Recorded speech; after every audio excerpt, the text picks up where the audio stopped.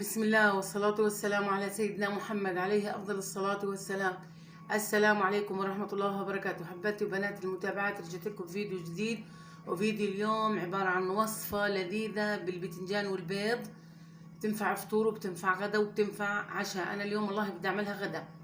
اليوم أنا بدي أعملها غدا. أنا ما زلت يعني هيك بعملكم وصفات هيك اقتصادية وسهلة وسريعة. يعني بدناش نضل نطبخ دجاج ولحمة ونشوي دجاج ونحمر دجاج ونسلق دجاج. فاليوم أنا بدي أعمل لكم وصفتين، فطور وغدا من البيت، سهلات وسريعات واقتصاديات. يعني أي إشي في البيت عندك بتقومي بتسويه بدون ما تضطري تروحي تشتري وتروحي تقطعي لحمة وتروحي تطحني كفتة وتروحي تجيبي وتحطي. يعني في الأيام الجاية إن شاء الله بنعمل. فعندي هون هاي وصفة بتنجان بالبيض لذيذة جدا وسهلة وسريعة، بتنفع غدا وعشاء وفطور. يعني لو بدي افطر منها عادي، لو بدي اتغدى منها عادي. طبعا بتحطي جنبها المقبلات، تقطيع البندورة او خيار او بتحطي جنبها مخللات، شو ما عندك حطي، يعني مخلل بتنجان، مخلل بندورة، مخلل اي نوع، زيتون. خلينا نشوف كيف بدنا نعملها. انا قشرت البتنجان وقطعته، ممكن انت تقطعيه اصغر من هيك كمان. في ناس، انا يا بنات بحبش البتنجان يكون ذايب، بحب وانا اكل احس بحبة البتنجان. يعني بحب هيك احس بطعم حبة البتنجان وتكون قدامي في الخبزة. طبعا هاي الاكله بتتاكل بالخبز لانه فيها بيض، بقدرش احكي لك بتتاكل بالرز. بعدين انا حطيت هي لان طلت من الفريزر فلفله حلوه حمراء وصفراء، فحطيتها في المي عشان تفك ومشان ما تاثرش على ايدي لما اجي افرمها. اول خطوه بدنا نحط طنجره فيها زيت، ومش كثير، زيت شوي، لان انا لما باكل الغدا بحبش يكون مزيت عشان اعرف انام بالليل. حطيت شوية زيت على النار وبدي بس يسخن احط البتنجان، حبتين من البتنجان هدول. بتقدري تعملي اقل، بتقدري تعملي اكثر. شوي من الزيت وحطيت البتنجان، وحطيت رشة ملح حسب الرغبة، ما بديش احط بودرة مرق. وحطيت بس فلفل اسود وكمون، بظني اقلب اقلب. بعدين ببرش ثومة سن بسيط وبحط. حطيت سن ثومة، شايفين؟ برشت سن ثومة واحد هي. بظني اقلب. وطيت الغاز انا عشان ما يلزقش البتنجان، بدي يستوي على نار يعني مش يغب زيت. يعني انا ما حطيتش زيت كثير، هاي بحط بمراحل يعني بس يستوي البتنجان. حطيت الفلفل الالوان، يعني حطيت هون زيت، بعدين حطيت البتنجان وبرش سن ثومه، وحطيت فلفل اسود وكمون وملح، وحطيت الفلفل الالوان وبظني اقلب. انا يا بناتي موطيه الغاز عشان البتنجان ما يلتسع، بدي يستوي بس ما يلزق. وانا ما حطيت زيت كثير بالعماده، يعني بدي احط كمان شويه بصل. يعني حطينا بتنجان وثومه وبدنا نحط بصل وفليفله. وبعدين شو بدنا نحط شوي من البصل، ما كثرت، يعني راس صغير صغير صغير. بضلني اقلب اقلب لما يستوي.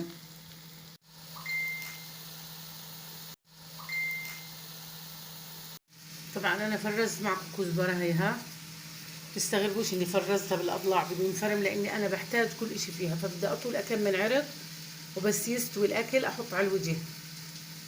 طولت كميه من الكزبره، بدي احط عليها مي، بعدين افرمها. اخر شي يعني لما بنطفي بنحط. قللت البصل، قللت الزيت كثير كثير كثير. فانت بعد ما حطيتي البصل وحطيتي الفلفل حسيتي انه ممكن تحطي فلفل حار وممكن تحطي بندوره مفرومه. ما بدي احط، انا بتعرفوني بحبش اكل حبه بندوره هيك قطعه بندوره. ممكن تحطي صلصه، يعني طعم الصلصه وطعم البندوره بعطيها نكهه. وممكن تحطي فلفل حار اذا بدك، او من هاي القرون الشطه الناشفه اللي عندي. ف اذا انت حسيتي انه الزيت هيك يعني بدها تلصق، حطي شويه زيت خفيفه. امبارح السلطه اللي عملتها لزوجي انا حكيت لكم، حطيت قرون فلفل حار ناشف، والله انها طلعت حاره كثير، يعني ما عرف ياكلها. صار ياكل كل لقمه بشويه مي، كل لقمه بشويه مي، لانه هذا الفلفل الناشف حار جدا. فدير بالكم انتم حرين، بتحبوا تحطوا حار ناشف حار اخضر انتوا حرين. صلصه بندوره اللي بدك اياها. هاي وصفه اقتصاديه لذيذه تنفع فطور وغدا وعشاء. انا بدي اعملها غدا، واذا في حدا من البيت باكلها عشاء وهو حر.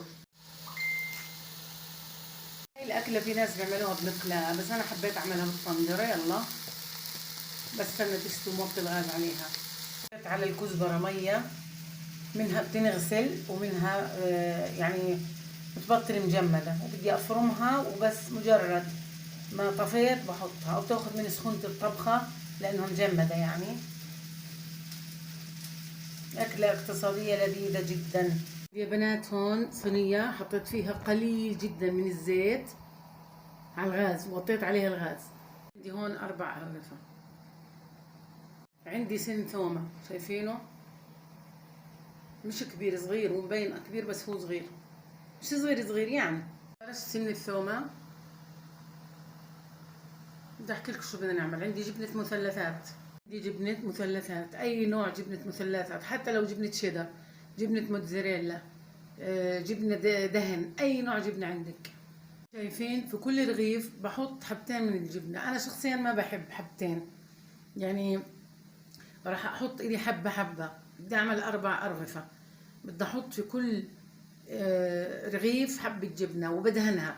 بس انا بدي ابين لكم اذا انتم بتحبوا الجبنة وحابين، يعني انا بحبش اللبنة والجبنة تكون رغيف مليان، بحب يكون طبقة رقيقة جدا من الجبنة ومن اللبنة لما بحشي، يعني لما بعمل سندويشة. فهي حطيت هون حبتين بدي ادهنهن، واحكي لكم شو بدي احط عليهن. هاي رغيف، شايفين شو عملت؟ دهنته. شو بدي احط عليه؟ اشي يعطي نكهة. برش الثوم اللي عملناه بسيط خفيف يعني على كل الأرغفة. وبعدين بحطن في المقلاة اللي أنا حميتها، أو في الصينية اللي أنا حميتها بشوية زيت بس اللي ياخذ اللون. هاي حطيت برش الثوم، شايفين؟ لو كمية بسيطة صغيرة. وبسكر الرغيف وبحطه على بالصينية اللي فيها زيت. ألذ أنواع الفطور كنت أعملها زمان، بس كنت شو أعمل؟ ألف الخبز لف، بس هاي صعبة تلتف، فبعمل رغيف رغيف بس تاخذ لون بشيلها. فين صرت احط على كل رغيف واحدة وادهن واحط ثومة واحط على المقلاة. هي حطيت رغيف، هاي 2 وضايل 1. هاي بس كوني حريصة انه لما تطوليه تحطيه في طنجرة وتغطيه عشان ما يبس.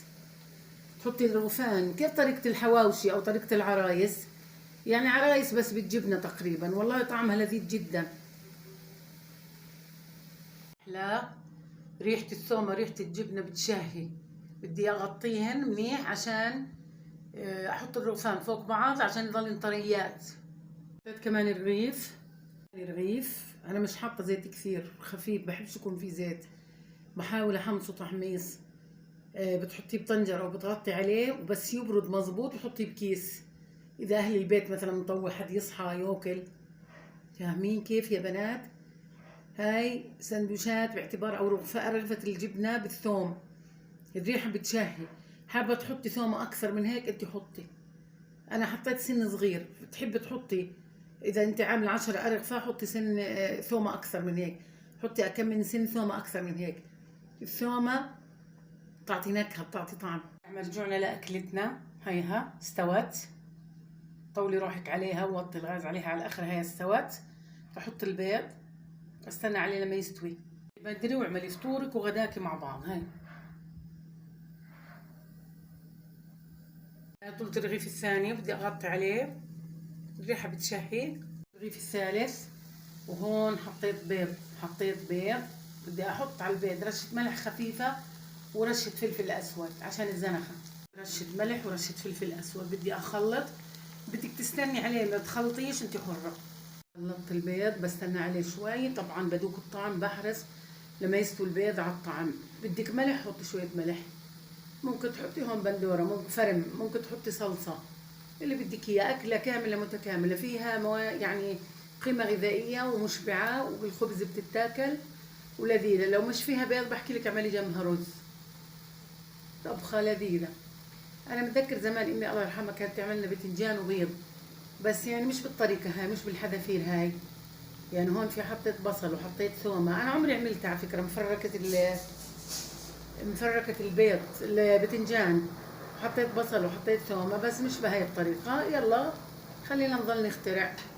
هاي الجبنة، هاي سندويشات الجبنة، الأرغفة تبعت الجبنة بدي أقلبها في ما أحلاها ضايل الرغيف. تفطري من البيت كاسة شاي سخنة، مخللات، بدي أحط جنبها أنا مخلل بتنجان وقطع بندورة وخيار. أكلتنا بتقدم جنبها خيار وبندورة وزيتون، وبتقدم جنبها خس، وبتقدم جنبها بصل أخضر وجرجير. أنا بدي أكل جنبها بصل ناشف، ما عنديش بصل أخضر. ومخللات باكل بس الصبح بتنجان. في عندي والله مخلل بندورة. بس أرغفة الأخير، وهي طفيت على طبختي، هيها استوت واستوى البيض، وبدي أحط على وجهها كزبرة. آخر الرغيف جبنة، شايفين ما أحلاه، يعني كأني حاطه على إيش؟ كأنه حاطه على جريل، وهي عبارة عن قلاية عادية يعني. وهي خلصت أكلتي طبختي، شايفين ما أحلاها.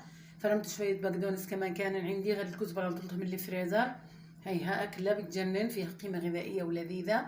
هاي طفيت عليها. عملت هون أرغفة بالجبنة، هاي خلصت آخر رغيف، 4 أرغفة بالجبنة. دهنت الجبنة في الرغيف، جبنة من مثلثات، أي نوع جبنة عندك حطي.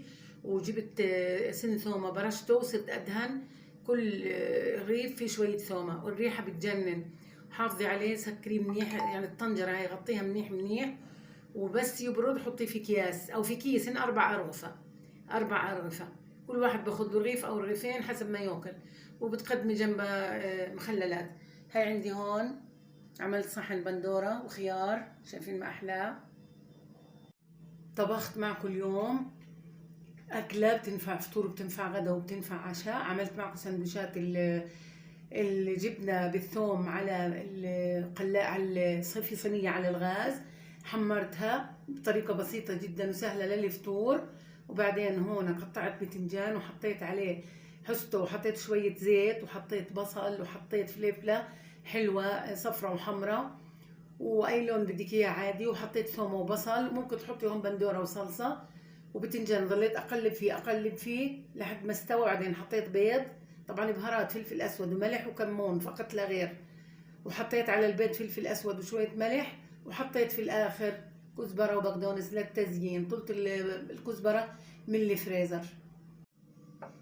عملنا اليوم حوسه البتنجان مع البيض، يعني اشي بيشبه مفركة البتنجان مع البيض بس مع اختلاف. حطيت بصل، وحطيت فلفلة، وحطيت ثومة، وحطيت زيت، وحطيت بهارات فلفل اسود وملح وكمون وبتنجان، وفي الاخر حطيت بيض وزينت بكزبرة.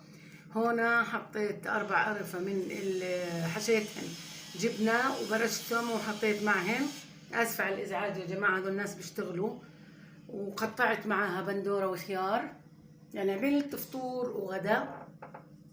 تاكلي معها الفطور لازم تاكلي معاه مخللات. هي عندي هون مخلل بندورة، وفي قطعة مخلل ليمون، وهي البتنجان المخلل اللي عملته معاكم.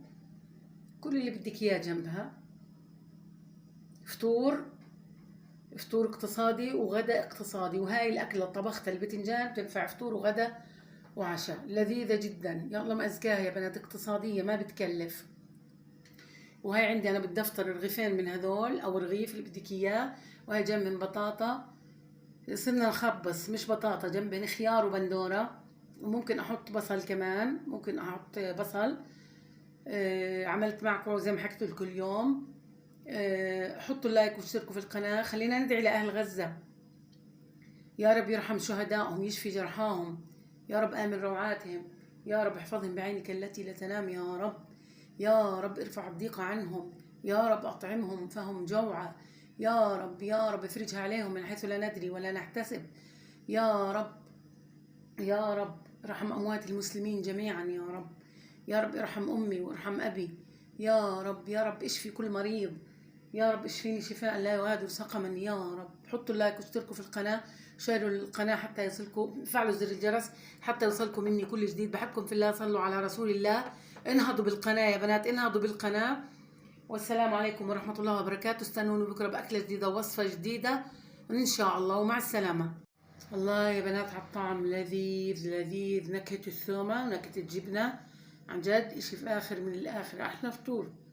كمان انت لو كثرتي ثومة أكثر من هيك بيطلع أزكى من هيك كمان. جربوها. عن جد مع البصل ومع المخلل، مخلل البتنجان والمخلل البندورة والليمون، عن جد فطور فاخر، فطور لذيذ لذيذ لذيذ لذيذ. يا بنات جربوا هذا الأكل، والدنيا بتكون شتا برا، بتشبعي وبتاكلي وبدفي. وبعدين افرضي انت مش قادرة تروحي تشتري فلافل، او ما فيش حد يشتري لك، او بعيد عنك المحل، عندي جبنة، حطي جبنة في البيت، اي نوع جبنة، وحطي خبز، حتى بنفع بالخبز الرقيق، في عندي خبز رقيق انا، هذا الخبز اللبناني الرقيق بنفع فيه كمان. بالعكس هذاك بلتف، مرة ثانية بعملكم فيه بلتف اكثر. هذاك الخبز انا بتعرفي غلطت اللي ما عملت فيه، بلتف اكثر. بس يلا هينا عملنا، جربوه جربوه لذيذ. ولا هالبتنجان، يا سلام يا سلام، جربوه جربوه لذيذ لذيذ جدا. انا بشهيكوا على فكرة عشان تجربوا.